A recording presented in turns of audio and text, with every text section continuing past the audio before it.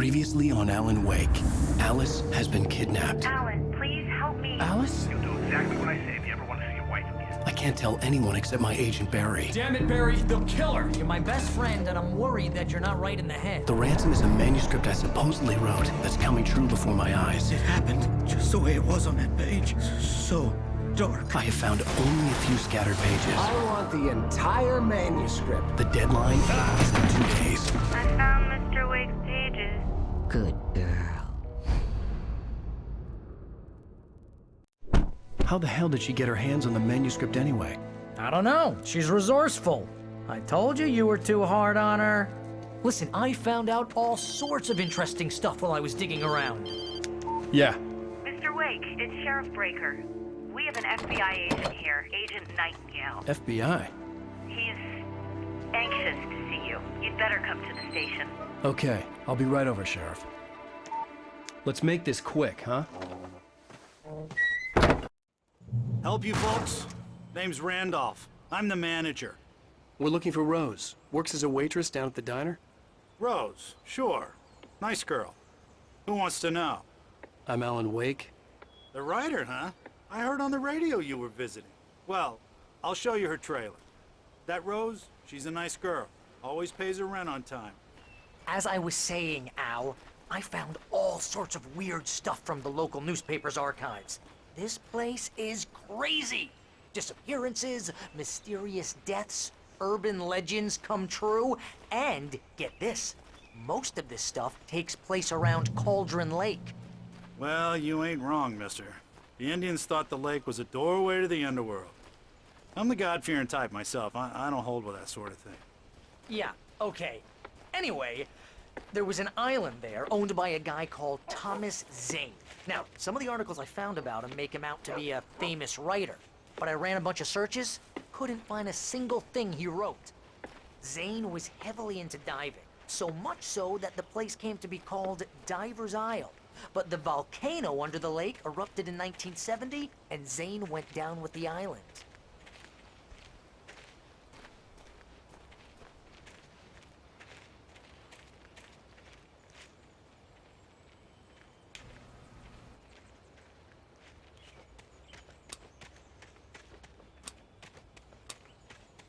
It gets better. A local girl, Barbara Jagger, drowned in Cauldron Lake just a week earlier. They were lovers. Anyway, Al, I'm just getting to the best part. All of the articles about this stuff were written by Cynthia Weaver. I asked around, and she's that crazy bag lady you met. What, the lamp lady? She can be a little loopy, but she's not homeless or anything. Yeah, anyway, she knew both Jagger and Zane before they both died, and she had some kind of a breakdown.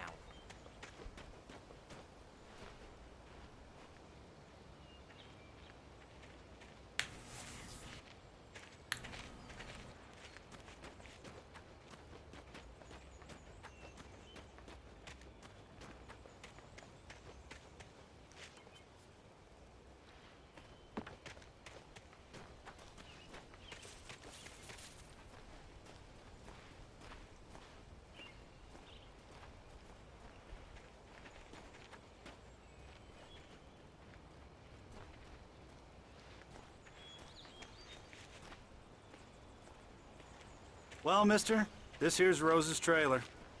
You mind me asking what you want with her? We're just here to talk to her, pal.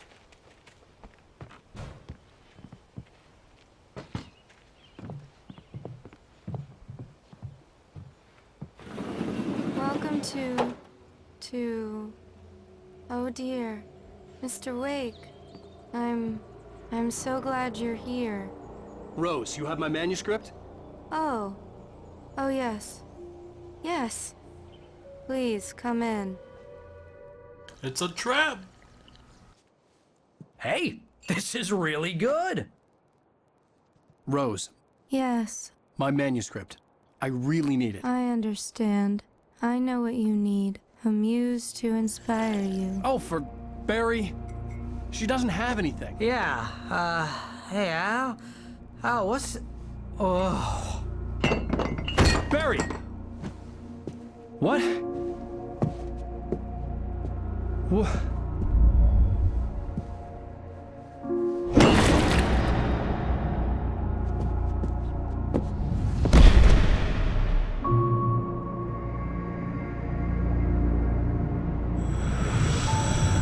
It's coming for you, hiding in my barber's skin. I'm too weak to stop it. You must turn the lights on. I promised I'd come visit you and your lovely wife. You must finish what you started. I insist. You must turn the lights on. Turn the light on. Back to work, boy.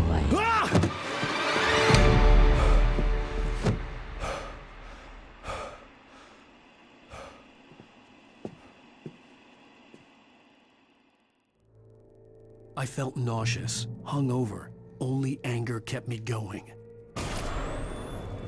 I can't tell reality from dream anymore, but it seems I have an imaginary editor to help me. She's an old woman in a funeral dress. I call her Barbara Jagger. She's very strict. I'm writing faster and faster. My manuscript is being heavily revised. The edits are getting very aggressive, and each day there's less of me and more of her. I hate it, but I know she's right. She promises me I can save Alice this way. She knows more of this than I do. About the complex incantation I'm attempting. About this place. She's worked with another writer under similar circumstances, Thomas Zane. The genre of the story seems to be shifting.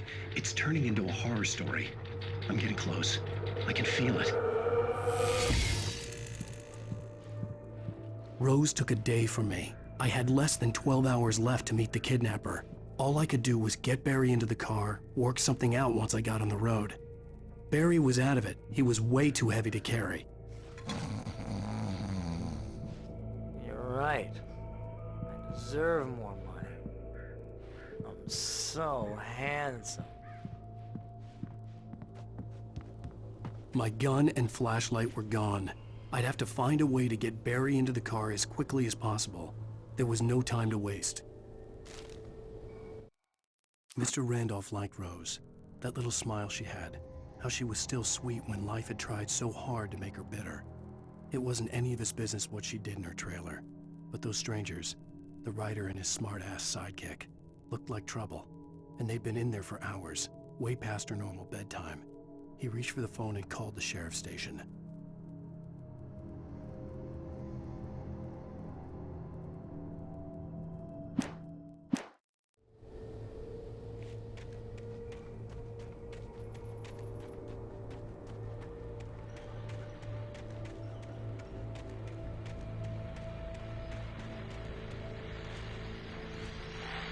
I just stepped outside to catch a breath of fresh air. Let me tell you, the weather's getting heavy.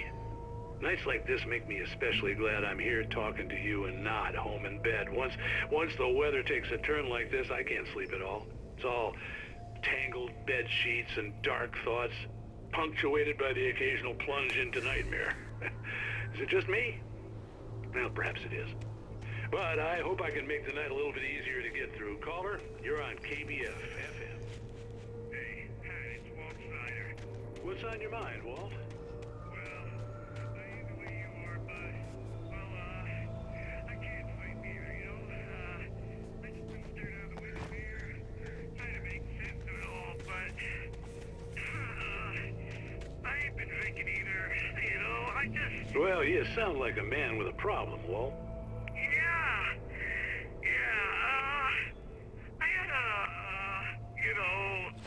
Argument with Danny.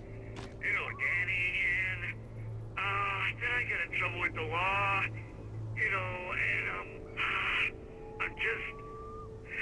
Well... I heard something like that, Walt. Yeah. Well, you know, you know, Danny's my best friend, and, they let me on bail today. And now I'm just alone here at the window, you know, waiting.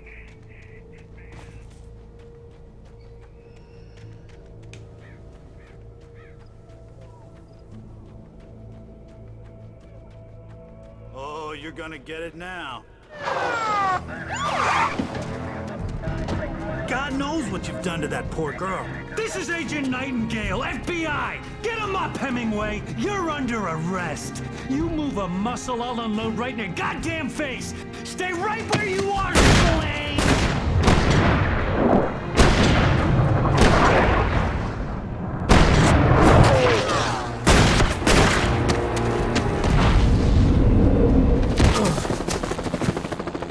What are? I'm standing right here, you goddamn maniac!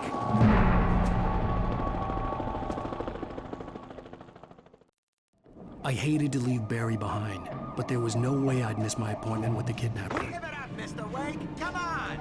Make it easy on him! Get after him! Don't let him get away! Move it! Move it! Move it! I'll have your job if you let him get away!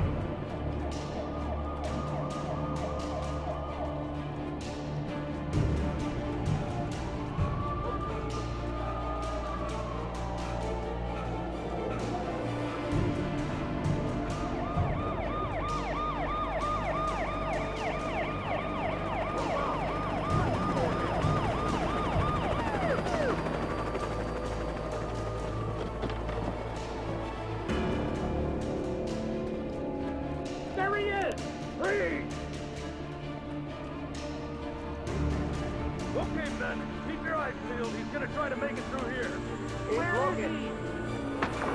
Oh, damn. Whoa! Go! Stop! Look away! Keep an eye out! Stop! There!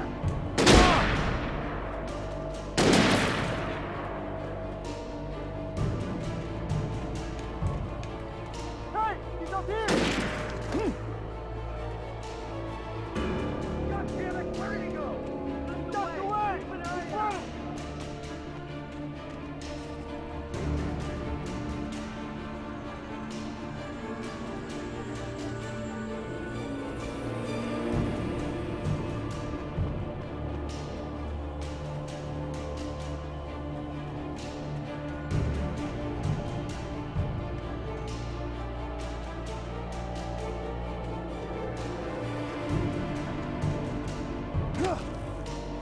He's gone! Come on, guys! We need to head him off! For decades, the darkness that wore Barbara Jagger's skin slept fitfully in the dark place that was its home and prison. It was hungry and in pain. It dreamed of its nights of glory when the poet's writing had called it from the depths and given it a brief, terrible taste of power and freedom. The rock stars had stirred it from the deep sleep the poet had sunk it back to in the end. When it sensed the writer on the ferry, it opened its eyes.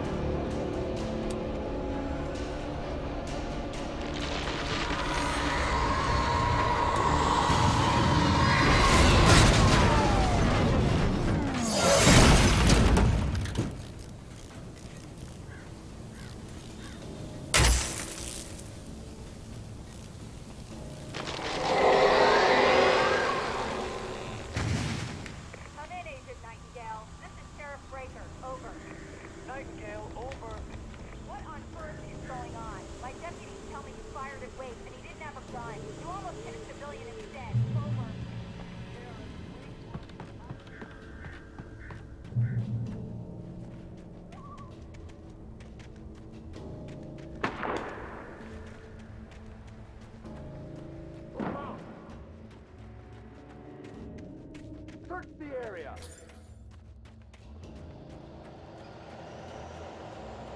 Stay sharp! This way! Over here!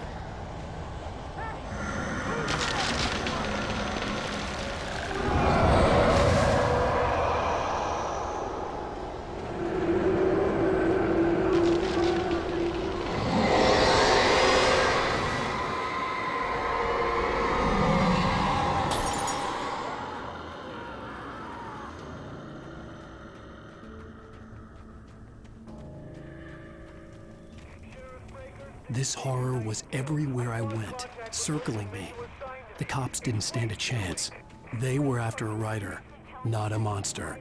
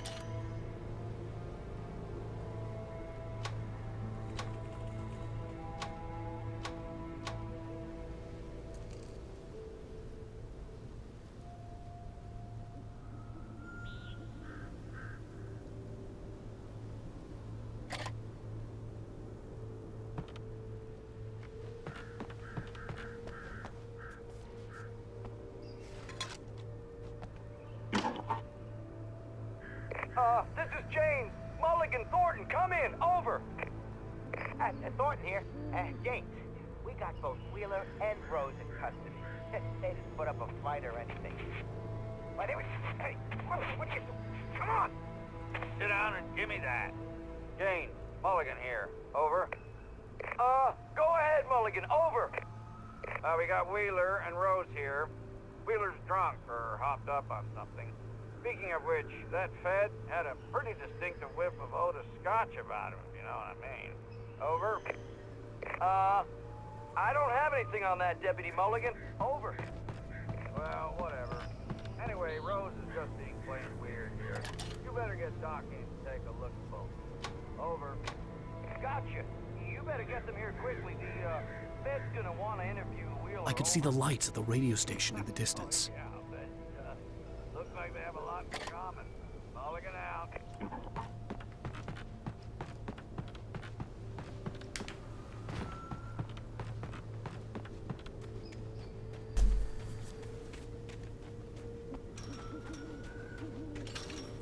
I imagined that the broadcast tower in the distance was part of the local radio station. Maine seemed like a decent guy. Perhaps he could give me directions to the coal mine.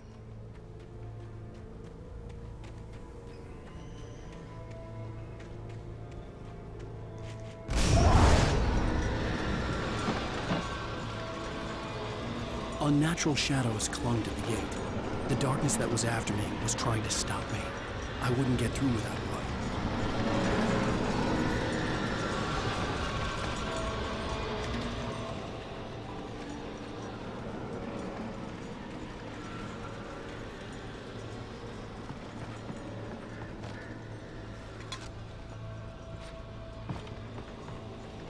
There was no power to the searchlight.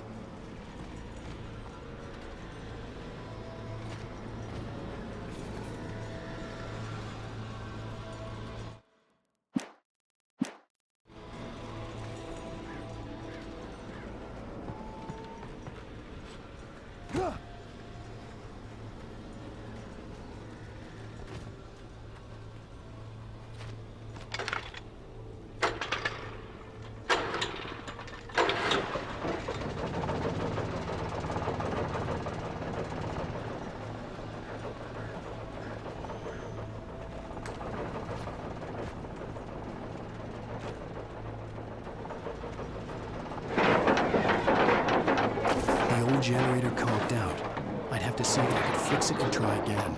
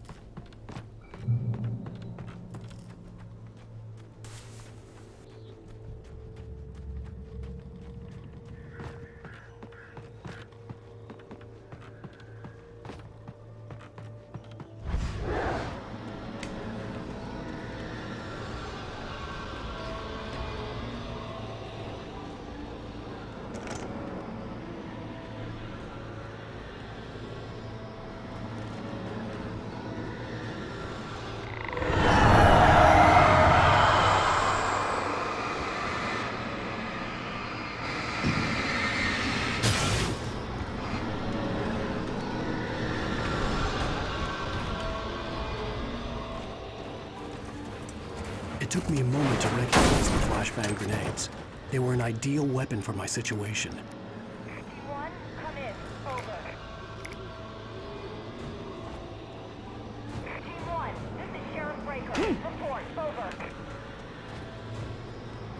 Team 2, come in. I need a report. Over. Come on, guys. Talk to me. Come in, please. Over.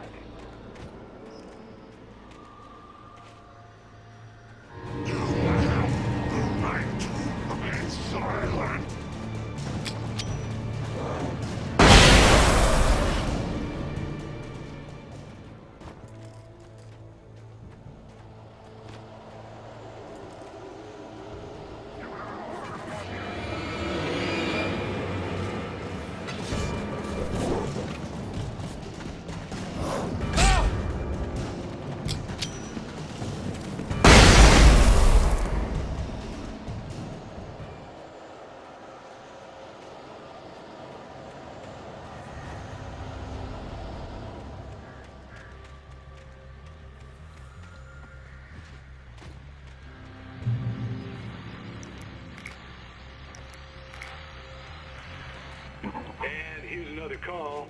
You're on KBF-FM with Pat Maine. It's Milt Peabody, Pat. What's on your mind, Milt? Well, I live near the trailer park, Pat, and there's a big ruckus going on over there. Well, that's just up the road from me, too. What's going on, do you know? I don't know, but there's a bunch of police cars there.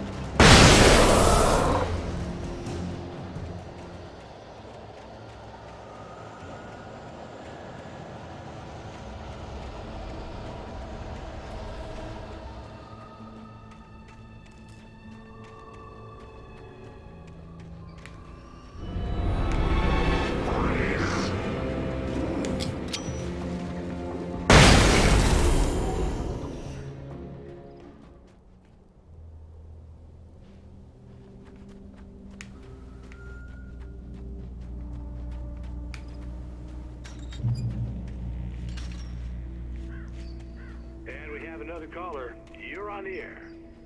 Pat, it's Lorna Miles. Oh, why, hello, Lorna. What do you have for us? Well, I just don't see why Scott's brother. Of course you're going to have trouble in a place like that. I mean, what do you expect?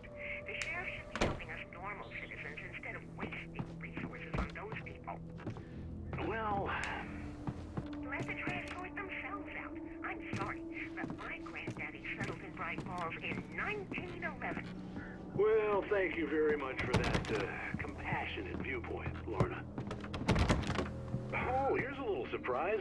The famous writer Alan Wake just walked in. Folks, I'm going to see if I can talk him into an interview. Come on in, Mr. Wake. Oh, I'm so glad you could find the time to do this, Mr. Wake.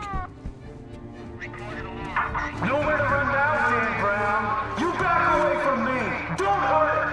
Whoa. Everyone calm down. Put the gun down. We're all friends here, right? Cool your jets, Nightingale. We got him. What the hell's the matter with you? There's a civilian in there.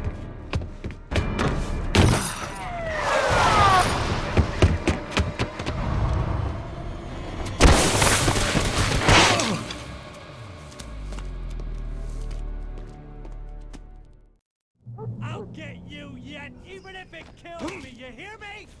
You hear me, H.P. Lovecraft? I had fallen off so many cliffs it was ridiculous. That's what you get for naming a book The Sudden Stop. It was probably good I hadn't had the chance to tell Maine where I was going. I'd have to lose the cops and... Nightingale stared through the broken studio window into the dark woods. He turned around, started to walk out, but Maine grabbed his arm. "Young man, you almost shot me. You don't shoot off rounds at people like that. What's the matter with you?" Nightingale shook his arm free, marched out. His cheeks burned with rage and humiliation. On my own way to the mine.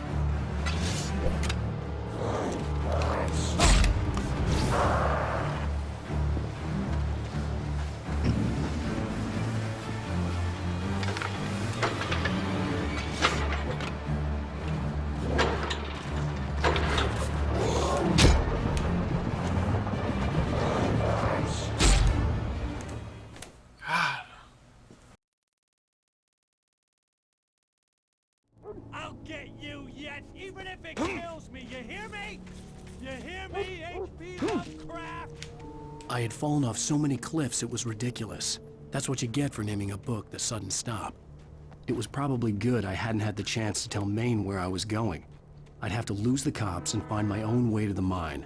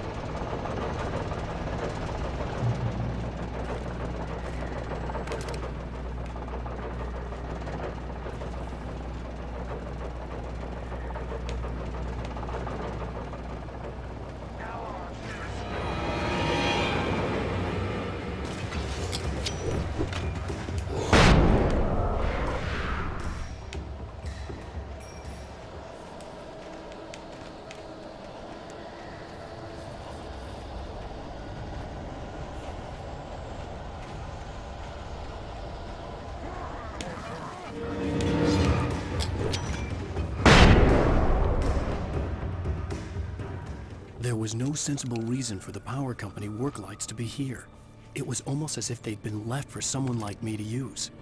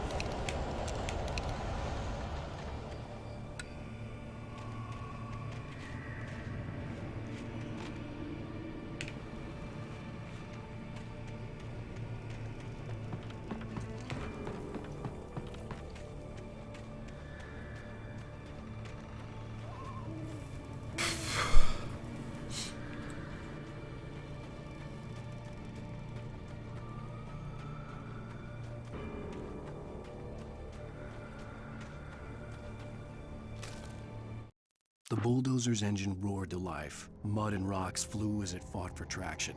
It crashed through the concrete wall and landed heavily in the yard. If it were an animal, it would have shaken its head after the impact, fixed its eyes on me, and charged. Of course, it had no head, nor eyes. Shadows crawled on its form, twisting it into a monster. Then, it came for me.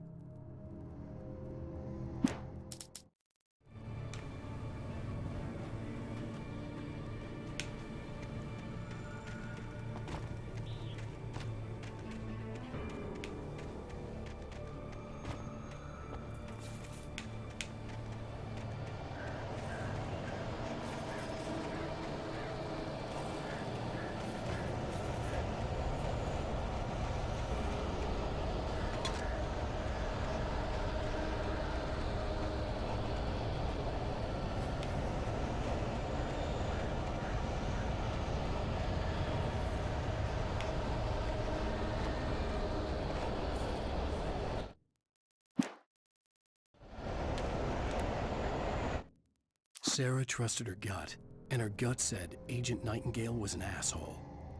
He felt wrong, and it wasn't just the smell of stale booze. It was in the way he flashed his badge, pulled rank, the look in his eyes when he wanted answers.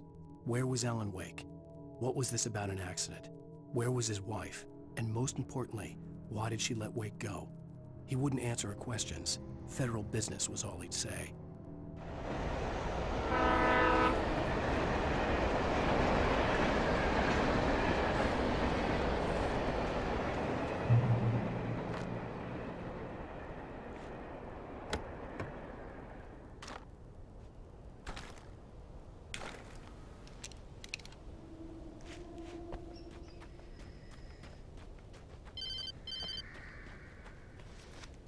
Hello? The most stubborn man I've ever met. Alice? Alice? Alan. Alan. I'm so afraid. He keeps me in the dark. Please help me. I look at you, Alan, and it's not you. Something else. Looking out from behind your eyes. Alice, I'm here. I'm so alone here. It's all gonna go to hell. You need to be careful. Cooperate. The connection had been terrible, but that wasn't the only thing that hadn't been right with the call. She sounded wrong somehow, but she had called me. The pipe wrenched itself loose from the bridge's steel framework. Wrapped in darkness, it floated in midair, twitching. For a moment, I didn't understand what I was looking at.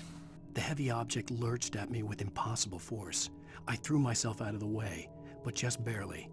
When I turned my flashlight on it, it shook in a dark rage before it flew at me again. I could see a railway bridge up ahead and a warehouse of some sort on the opposite shore. I hoped I could find a car from there.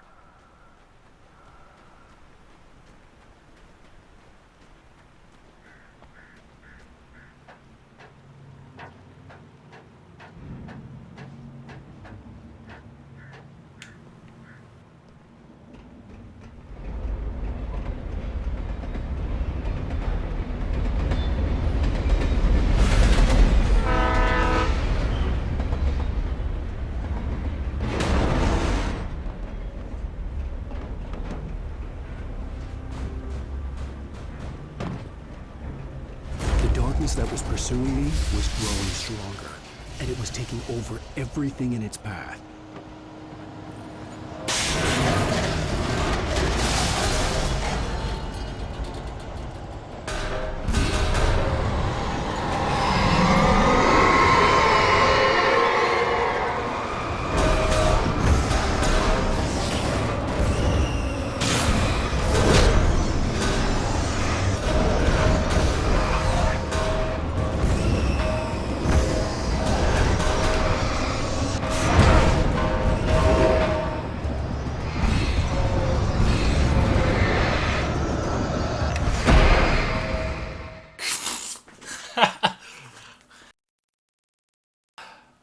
Some sort on the opposite shore. I hoped I could find a car from there.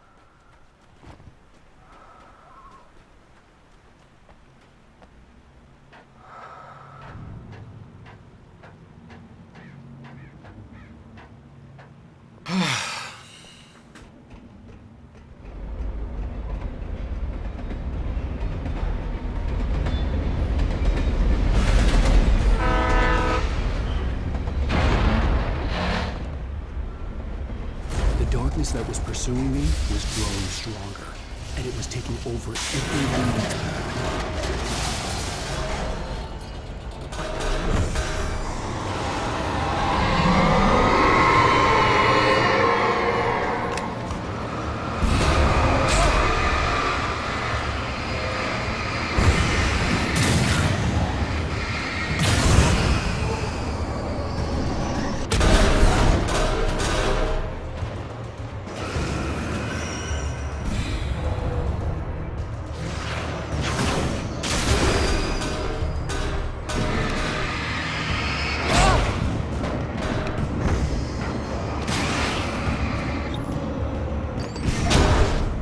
No! No. Of some sort on the opposite shore. I hoped I could find a car from there.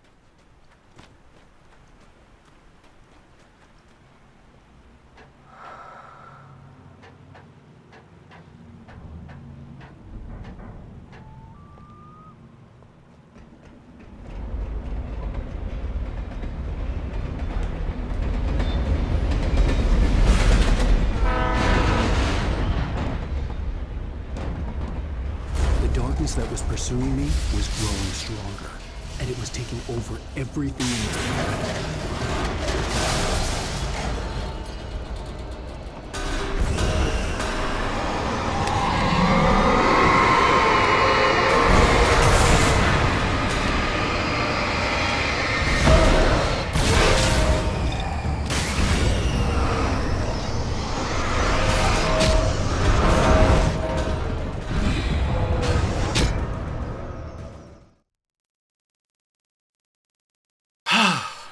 How am I supposed to do Some it? sort on the opposite shore.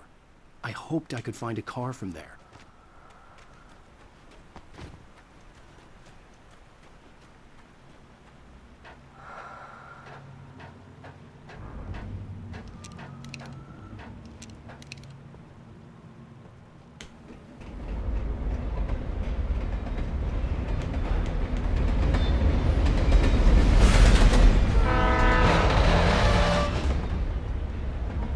The darkness that was pursuing me was growing stronger, and it was taking over everything in its path.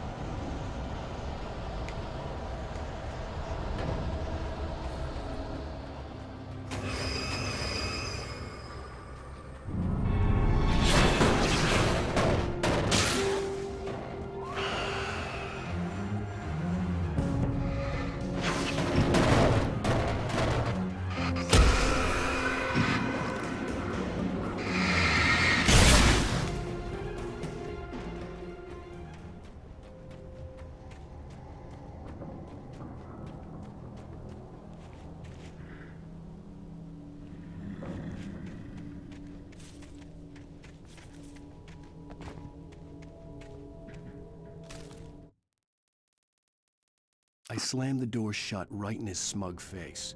He pleaded for me to open the door. True to form, the asshole actually thought I would obey. I had no sympathy left, no guilt either, not for him. I took a moment to savor the scream. I bet I had a smile on my face. It was all that I had time for. The dark presence was inside the lodge with me. As a teenager, just starting to get interested in writing, Stephen King had been a source of inspiration to me. I thought about all the inanimate objects that had come to life in his books. No one is safe in a good horror story. Certainly not the protagonist. That's what makes them fun. This was anything but. The darkness could possess anything, and it was getting closer.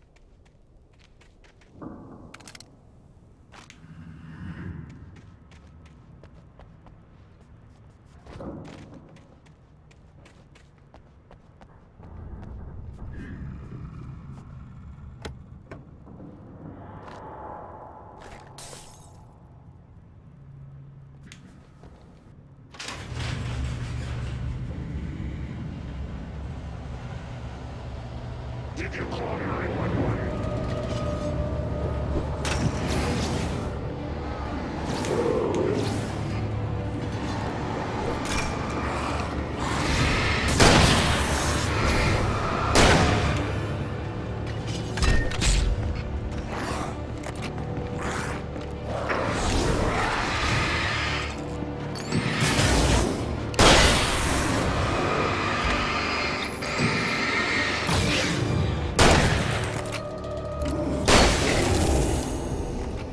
Headshot.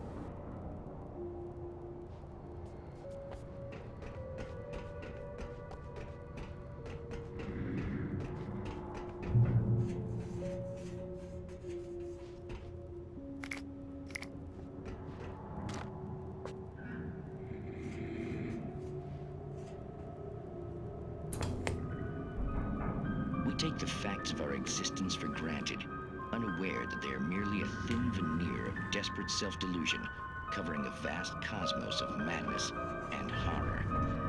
All too often, the stars are right. In Night Springs. Tonight's episode, a family occasion. Journalist Alvin Derleth's trip to study the local customs of an insular community in Night Springs has been less than successful. Until tonight. Well, I'm glad you changed your minds about this. Ancient customs, local mythology. My editor loves this kind of stuff. Well, Mr. Derleth, we don't want to feel like we're on exhibition, but you have demonstrated the seriousness of your intent. Oh, I am serious. Really, just do your thing. I'll stay out of your way and observe. Actually, I thought you could assist us. I'm afraid we are a man short. It would provide you with an intimate perspective. Could I really? Of course, Mr. Derleth. Well, I guess that's the least I... What would I have to do? Oh, here. Let me show you with a kiss.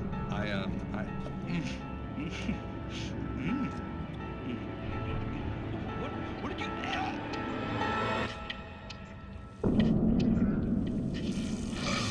Oh, Mr. Derleth, you have well pleased Nixie Perka, the dweller in flesh.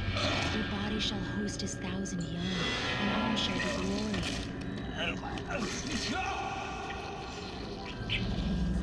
Shh, darling, be calm. Shh. Alvin Derleth learned a harsh lesson. If you go looking for mythology, it may come looking for you. And such quests always bear fruit. In Night Springs.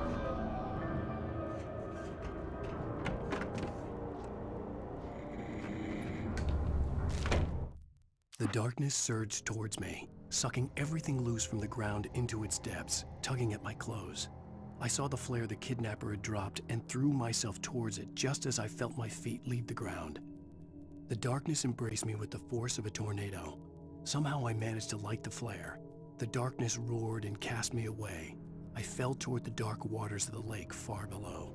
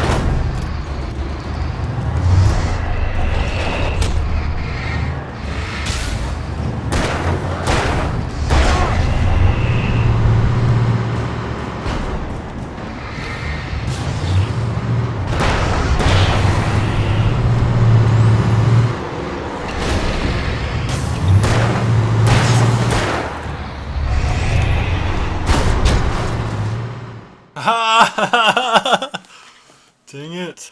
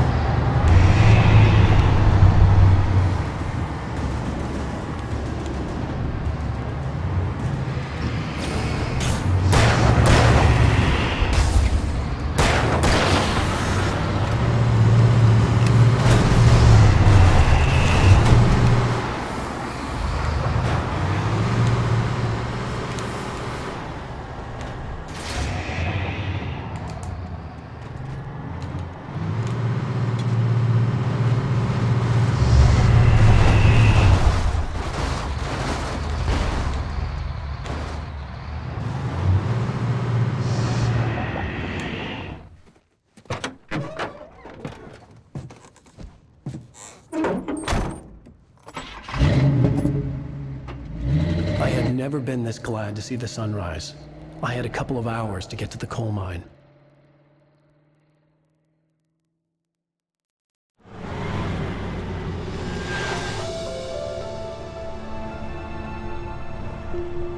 The coal mine wasn't far now.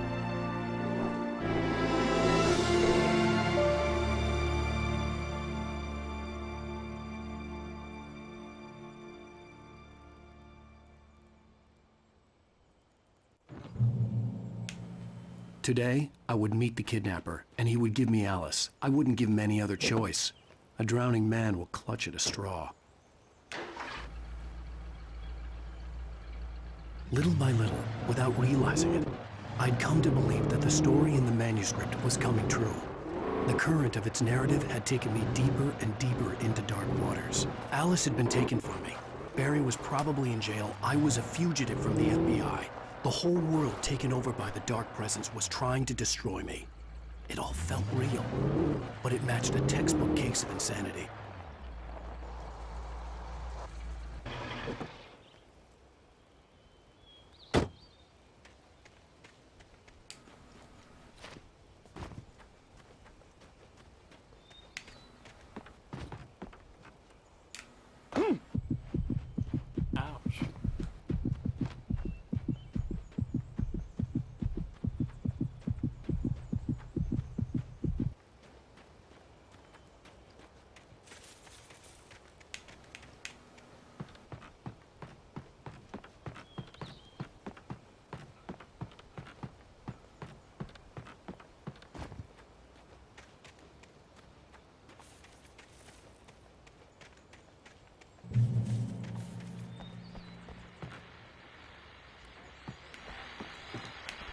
This is Pat Main, and you're listening to KBF-FM. Folks, I want to apologize for kind of abandoning you to that looping music track last night, but I was detained.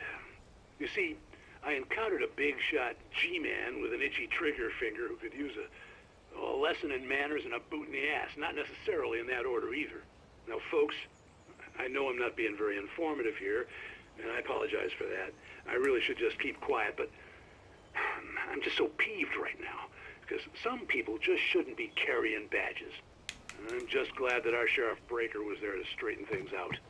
And if someone I met last night is listening, let me just say, I'm sorry if my mouth got you in trouble. I'm pretty sure you're not the bad guy here. Godspeed, son. I hope you know what you're doing. Now, on a lighter note, I'll be talking to Dr. Nelson all morning. But first, a little music.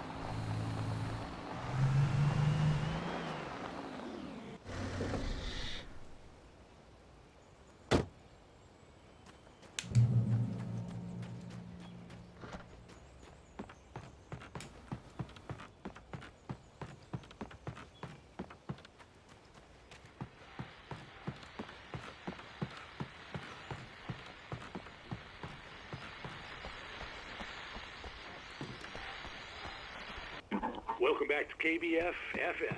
Hope you enjoyed that tune. Now, Doc, you were talking about life and finding that special someone, that soulmate. Well, you were talking about that.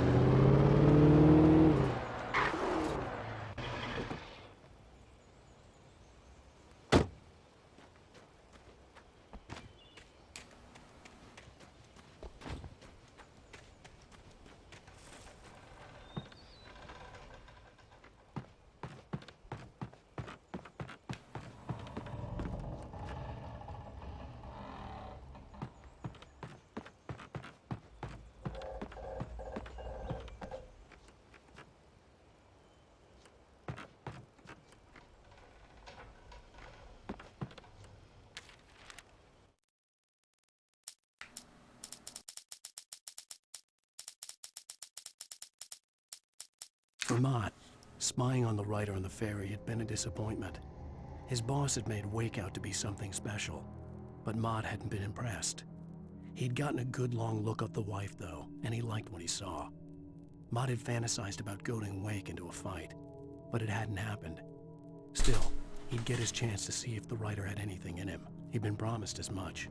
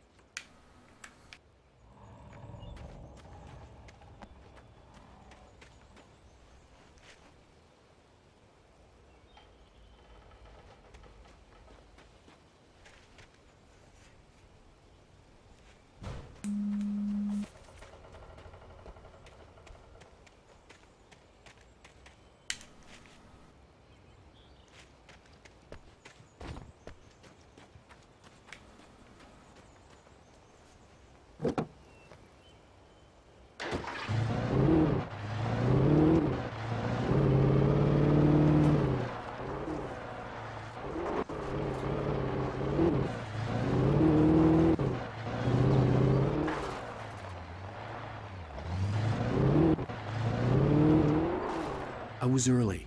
I was supposed to meet the kidnapper at noon in the main building. The coal mine was quiet. It was a museum now.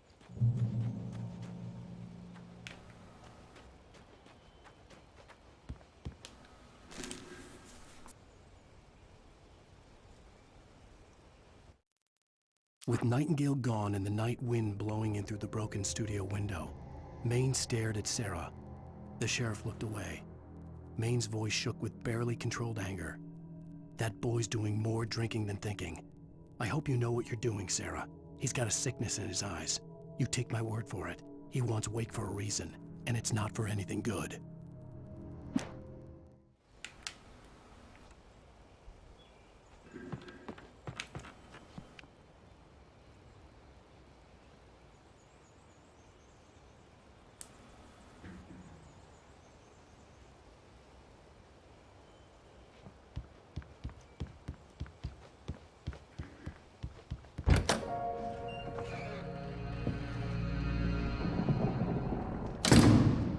I didn't want to go outside. Cops had to be looking for me. The noon sun turned the place into a sauna. The day dragged on. Different scenarios ran through my mind. Ways of how I'd torture the kidnapper to get Alice back. Or the different horrible things he could have done to her. I imagined her dead. I had no way of knowing she was still alive. It was killing me. I was running on blind hope. It was all a waste of time. The bastard never showed up.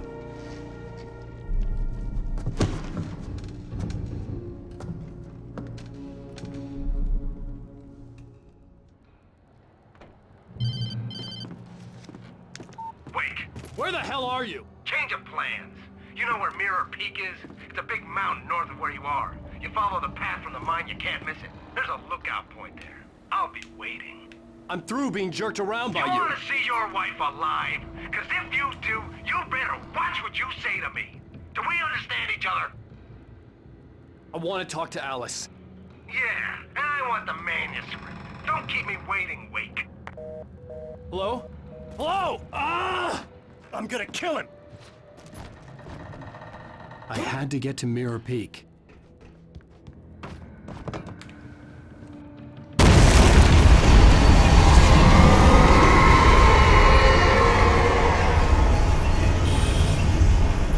It was close. Maybe closer than ever before. Scared the crap out of me.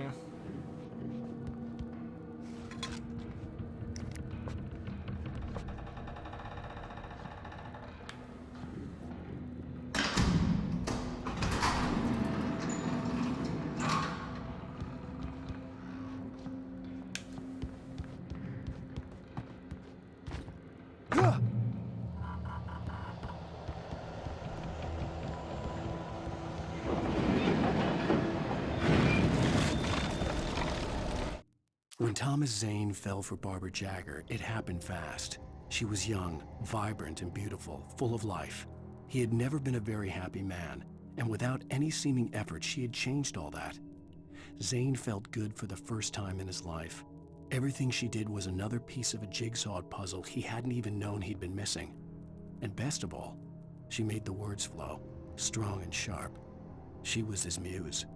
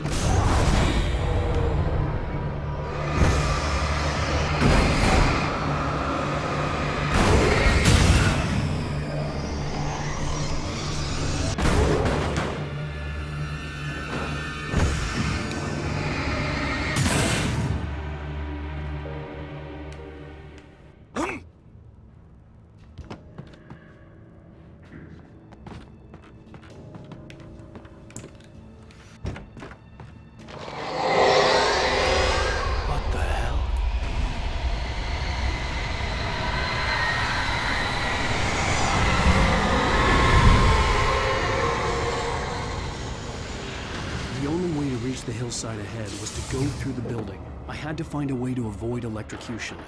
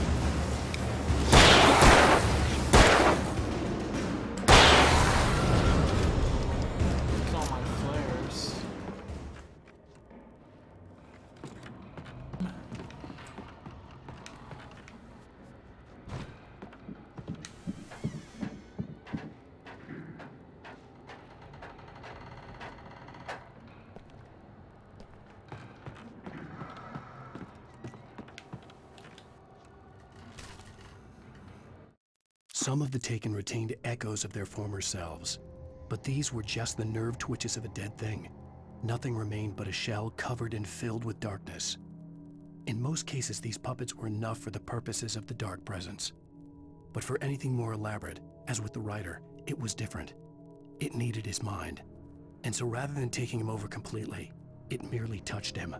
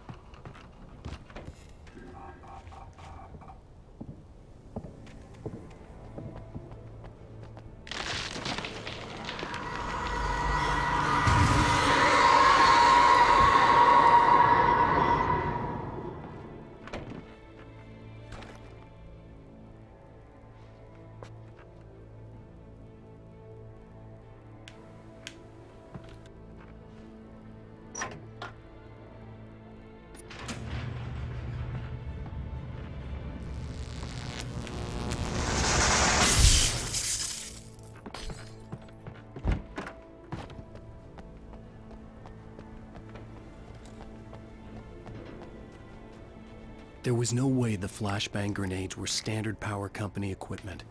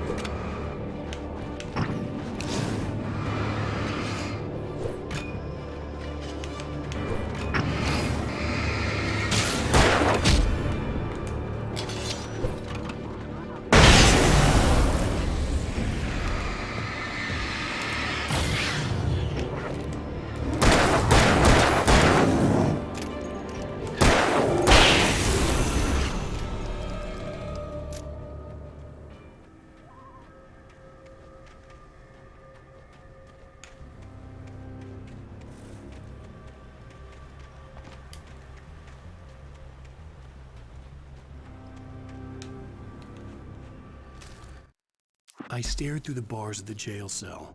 Barry stood behind me, swaying on his feet, looking as ill as I felt. Agent Nightingale stood on the other side of the bars with Sheriff Breaker. Nightingale had a stack of manuscript pages in his hand. He seemed unhinged as he gloated. "Well, I've got you now, Raymond Chandler. It's all here. All the evidence, including conspiracy to murder a federal agent."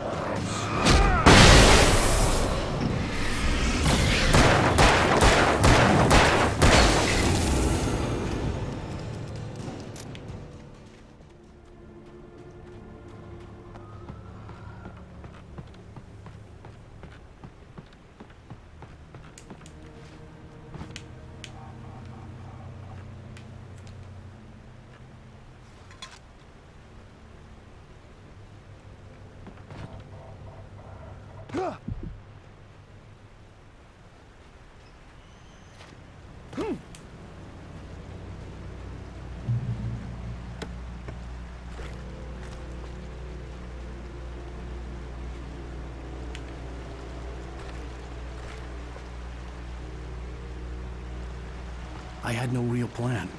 I was going to give the kidnapper all the manuscript pages I had for Alice. If that wasn't enough, I'd hold him at gunpoint and make him talk.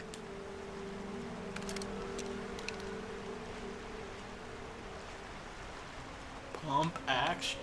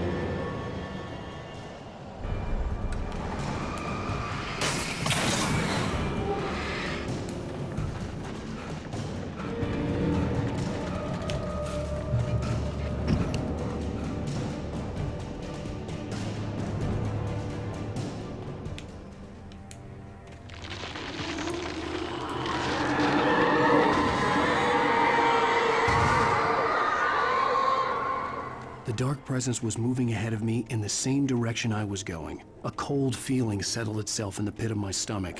Was it going for Alice? The graveyard shift may cause cancer.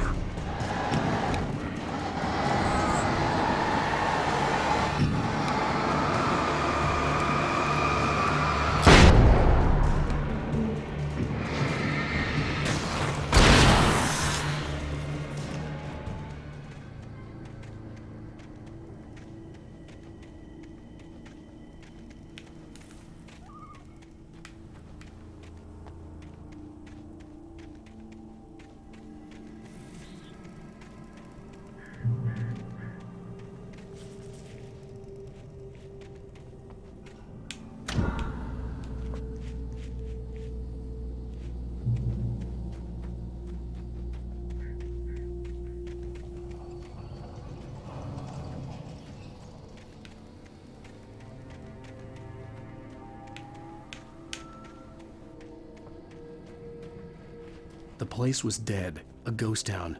Had been for decades, maybe a century.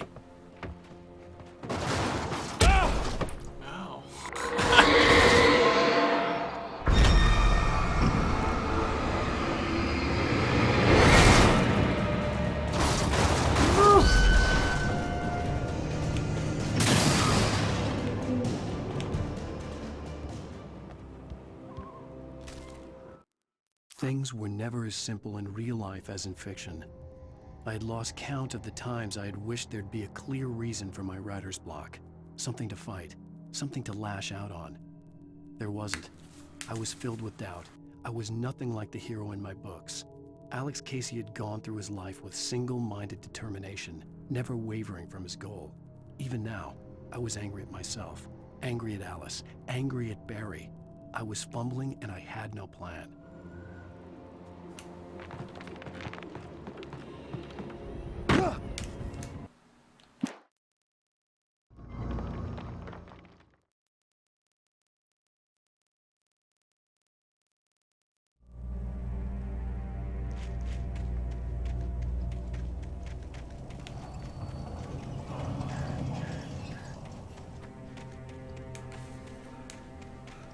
The place was dead, a ghost town.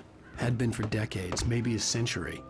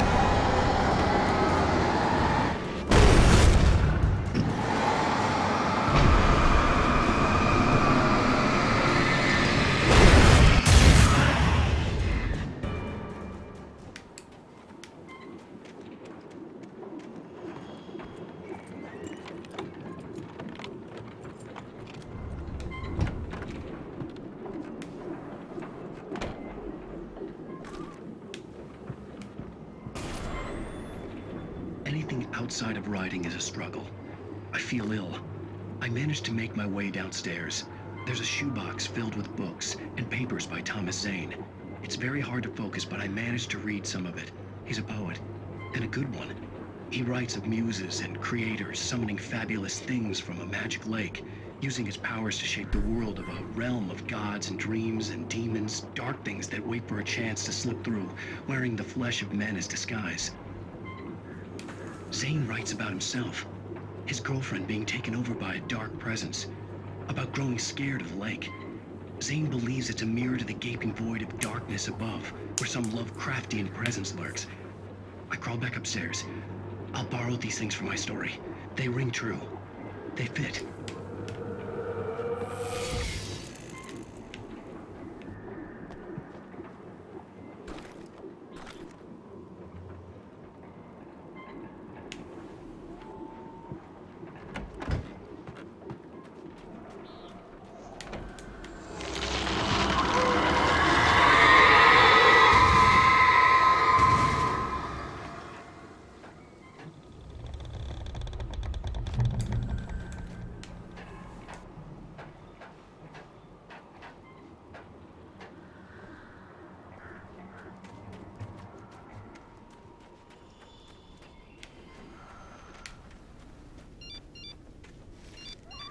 The kidnapper had sent me a text. The message was full of spelling errors and insults. It was telling me to hurry up.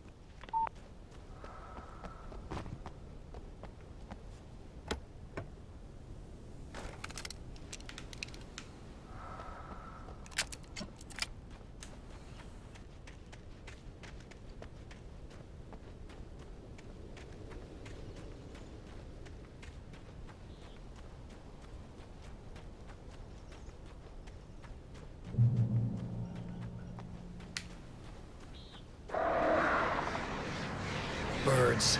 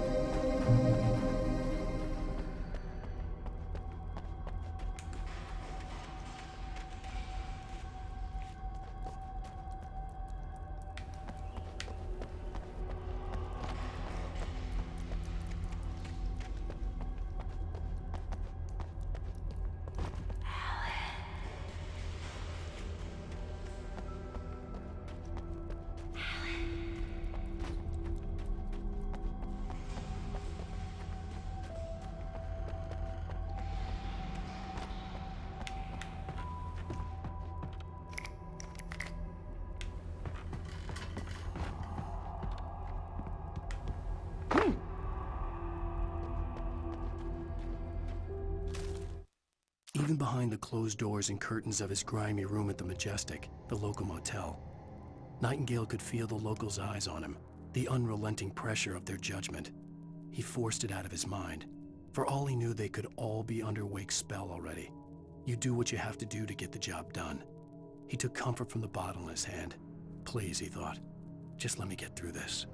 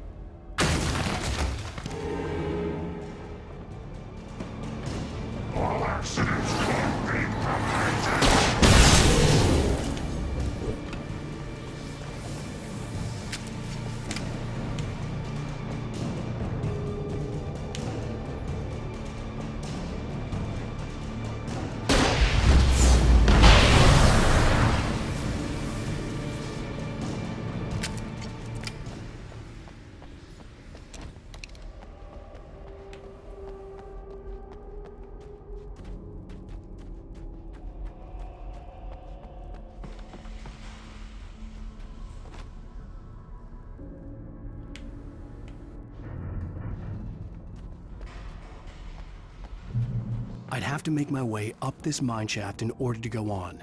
Maybe the machinery could help me with that.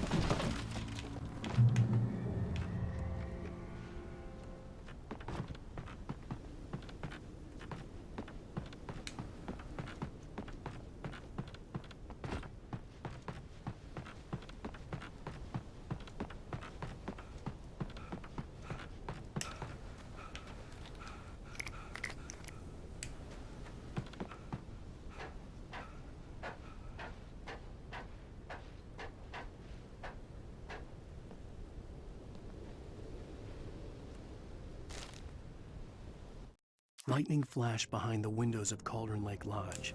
Tor Anderson laughed and held the steel hammer above his head. Nurse Sinclair was trying to calm him down without success. Tor grinned madly and shouted, "My hammer's up. Here's a friendly poke from Molnir, wench."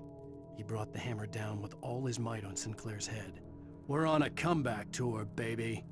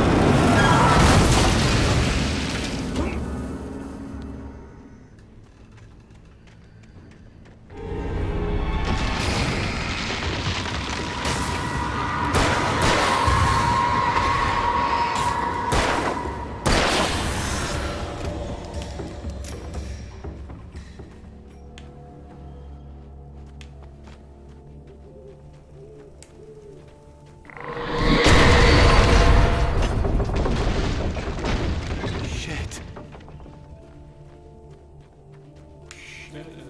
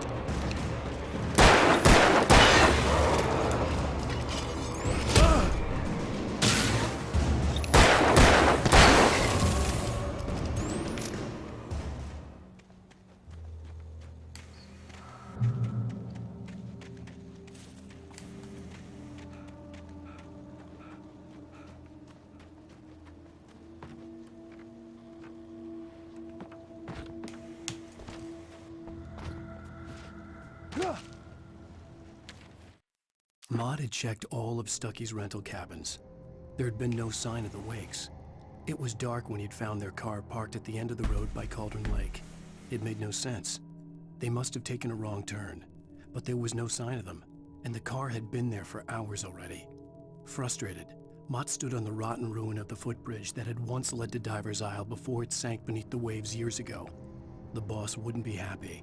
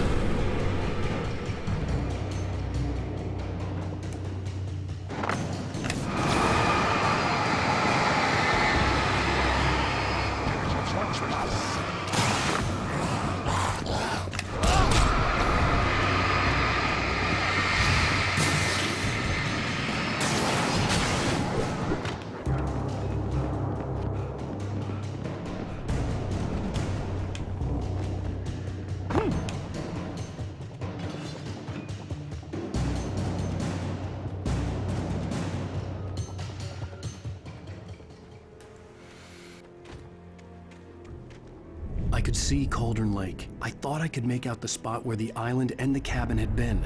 There was a light near it. It had to be a boat.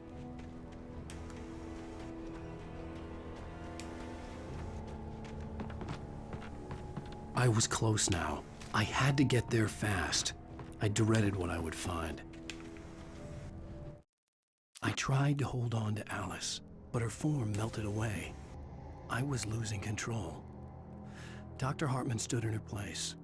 I wanted to hit him, but my arms were jelly. He smiled.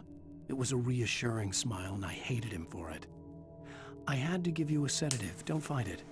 You went through another rough period. Right now, it's very important that you stay calm.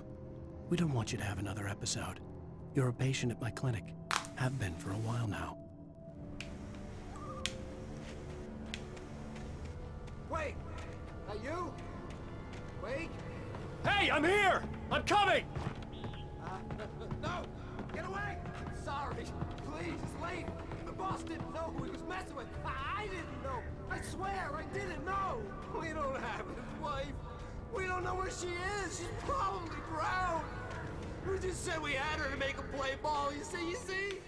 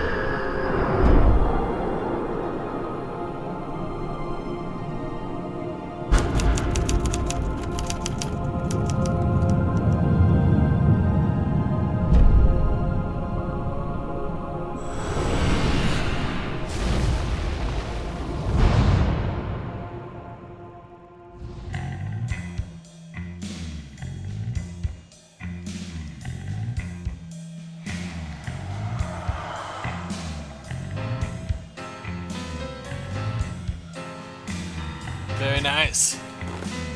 Kind of a scary episode. Well, make sure you guys check me out at kingicewind.com. Follow me on Twitch, subscribe to YouTube, etc. I'll catch you next episode.